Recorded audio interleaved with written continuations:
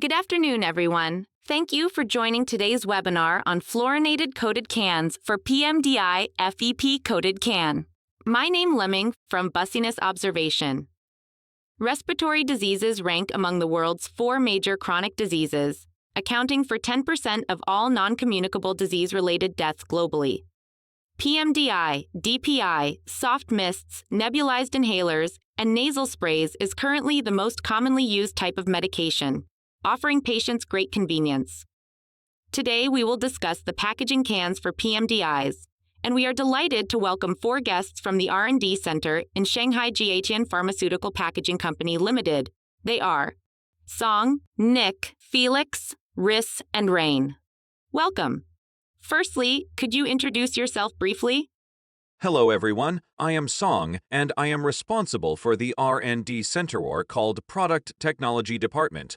I've worked in pharmaceuticals industry for over 17 years, and in recent years, I have focused on developing aluminum can for PMDI. That is a challenging and interesting job. Now, I'd like to introduce my team to you. They are all good at the era of PMDI and have rich experience in the performance research of PMDI aluminum cans. Without them, we wouldn't have achieved success so soon. Now, over to our department manager, Nick. Thank you, Mr. Song. Hello, I'm Nick. I am in charge of overseeing the internal coating process for the cans. Reese and Rain are primarily responsible for the experiments of compatibility and airtightness. We are happy to see that our efforts have paid off. What's your opinion, Reese? Yes, you are right. Good afternoon, I'm Reese. We work together and conduct numerous tests to verify that our FEP coated cans perform well in all respects before marketing. So customer recognition gives us a great sense of accomplishment. Yes, I agree with you, Reese. Hello everyone, I'm Rain, and I'm very happy to share our achievements with you all here. Actually, our success should be attributed to the efforts of predecessors and the company's excellent rules and regulations. Of course, many thanks to our team. We are meticulous in our work and never let go of any issue, even the slightest one. Thank you, guys. We're also delighted to welcome Felix from the marketing department. Felix, please say something to everyone. Hi, Felix. Hello everyone, I am Felix, the Market Development Manager for PMDI aluminum cans. My job involves conducting market research and engaging with customers, sharing them products and technologies, and providing customer feedback to the Product Technology Department to help optimize and upgrade products. Could you please introduce your company? Of course, we are Shanghai Jiatian, located in Jinshan District, Shanghai. Since our founding 30 years ago, we have focused on the field of pharmaceutical aluminum packaging, committed to providing high-quality, high-safety packaging solutions for the pharmaceutical industry. Currently, our customer network covers major pharmaceutical markets, including Europe, America, and the Asia-Pacific region. And here are our clients and the awards we have received. For PMDI in recent years, we started to develop aluminum cans for inhalation aerosols. Now our research and development work has begun to show results. My colleagues will now take over to explain this to you. Thank you for introduction. It seems that you hold considerable confidence in your FEP coated can. Now let's move on to the main topic of this webinar. We have gathered several questions that customers concern. The first question is, nowadays, very few companies can supply FEP coated cans all over the world, making them particularly difficult to obtain. I'd like to ask, what exactly are FEP coated cans? Or rather, could you first explain what FEP is? Thank you for your question. The full name of FEP is fluorinated ethylene propylene copolymer, which is a material with exceptionally good performance. Its physicochemical properties are excellent, capable of resisting the erosion of almost all strong acids, alkalis, and organic solvents. It also exhibits excellent resistance to high and low temperatures. Furthermore, its surface energy is low, with a low friction coefficient. In addition, FEP has strong adhesion to substrates, sufficient toughness, and electrical insulation properties, and it is inherently safe and non-toxic. Therefore, in terms of performance, FEP is highly potential as a coating material. It certainly appears that FEP possesses truly outstanding properties. And then, here comes more critical questions. As we know, pharmaceutical packaging demands exceptionally high safety standards, particularly for inhalation formulations, which require the most stringent requirements. Is FEP safe for use in pharmaceutical packaging? Could you provide some examples?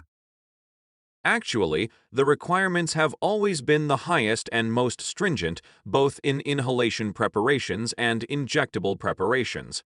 In our market research, we found that the technology has already employed in the production of rubber stoppers for injectables. That is, covering the surface of the injection rubber stopper with a FEP film. Such coated stoppers can significantly reduce adhesion of the drug substance and migration of element and solvent residue. Moreover, we know that contact with rubber stoppers can cause degradation in certain sensitive pharmaceuticals. The FEP coating effectively solves the problem. Additionally, these stoppers exhibit excellent biocompatibility. What are the prospects for this material in inhalation preparations? Do you have any more detailed market research data to share with us? To be honest, we don't know much about this issue. Please, Mr. Felix, the expert in this field, explain it to us. Felix, could you talk about this part? Thank you. Indeed, we have invested a lot of effort in this area. We have conducted comprehensive research on various drug formulations available in the market and visited numerous manufacturers and customers. Our findings show that while most single drug formulations still use uncoated cans, compound formulations such as dual drug and triple drug combinations all use surface-treated cans. It is worth mentioning that all these compound formulations are compatible with FEP coated cans. Currently, we have started collaborating with some customers, accumulating valuable experience both in conducting performance tests on our cans and providing cans to them. To further evaluate the safety, we conducted a series of toxicity tests to our coated cans. Results indicate that it passed all toxicity tests. Now, the cans have obtained certifications from FDA, CFDA, as well as European Union's RoHS and REACH regulations. All right, after hearing the presentation, I believe everyone has a basic understanding of FEP materials, including safety and applications. We've also noted that beyond FEP coating technology, there are currently plasma cans and anodized cans on the market. And in fact, plain cans, which without any thietment still hold a certain share of the market. So why do you specifically choose FEP coating? Thank you. Good question. This is a crucial issue and the main point that we want to discuss with all of you today. First of all, let's explain to you why we can't use plain cans. Although the plain cans have a lower cost because there is no coating, precisely because of this lack of coating, the drugs will come into direct contact with the aluminum substrate. This causes the metal elements in the aluminum to migrate into the drug solution, resulting in drugs degradation. Furthermore, the migration of these elements may pose health risks. Beyond elemental migration, the high surface energy can also cause drug adhesion, affecting each press dosage. From this perspective, coating treatment is truly essential. We also believe that more technologies will emerge in the future. So, as things stand now, what advantages does FEP coating technology offer compared to plasma treatment and anodized? Let me answer the question. As is well known, in the market, apart from plain cans and FEP cans, there are also anodized cans and plasma cans. Anodized is a process that forms an oxide film on the surface of aluminum substrates through discharge. Meanwhile, plasma treatment, also known as FCP treatment, is accomplished by generating plasma through discharge, ionizing, and melting the coating particles, and then causing the particles to adhere to the surface of the aluminum substrate. However, the oxide film is easily damaged and has poor resistance to acids and alkalis. Moreover, FCP technology is not yet mature. The coating thickness is at the nanometer level, and the current values are uneven. In addition, the bonding force of the aluminum substrate is poor, so there is a possibility of migration of the fluorocarbon monomer. In contrast, FEP coating technology has a more stable development and has the advantages of thick coating 3-6 micrometers, low current values, and good uniformity. Therefore, it has become our best choice. Thanks, I see. It shows that FEP truly exhibits exceptional performance. However, there's one point I'm not entirely clear on. You've repeatedly mentioned that FEP possesses very low surface energy. What advantages does this offer in practical applications? This relates to the adhesion of drugs.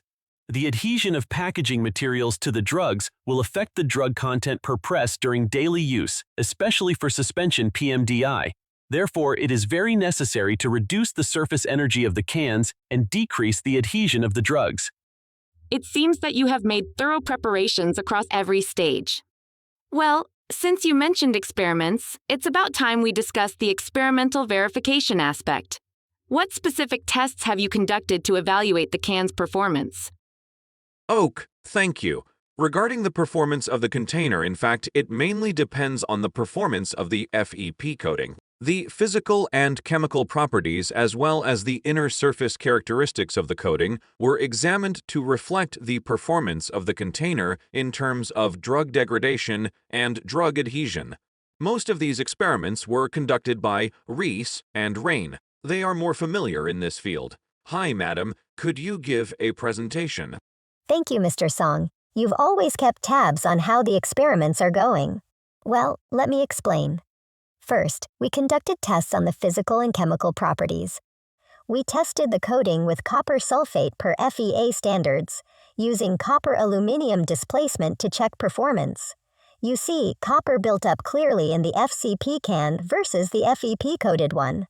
Actually, even imported FEP cans for original drugs showed some neck redness after long soaks. Our goal? Keep improving the FEP can, minimize content contact with aluminium. Sorry, I can't help but interrupt for a moment. We have previously seen the video of the FCP cans experiment.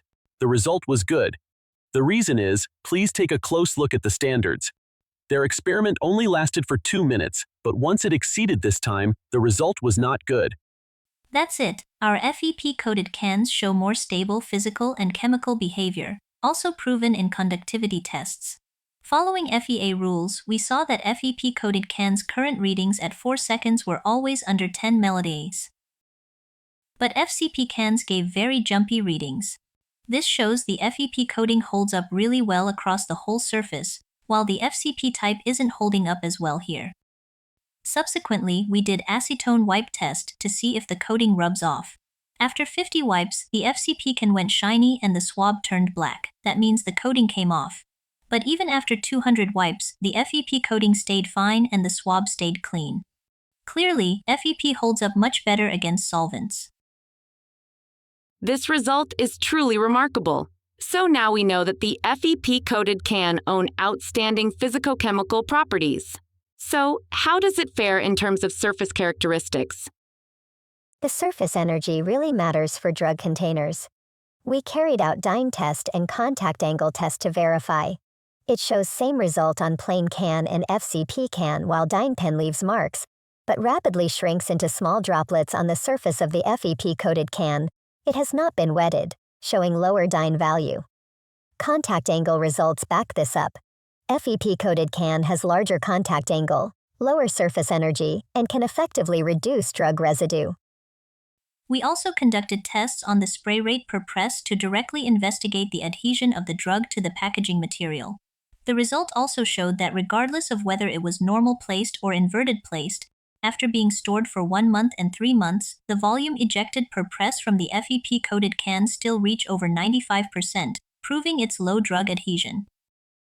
In summary, as we can see, FEP-coated cans show superior performance in every respect and are undoubtedly the best choice for us. Thank you, madam, after your explanation. I trust everyone here has gained a deeper understanding of the performance characteristics of FEP-coated cans.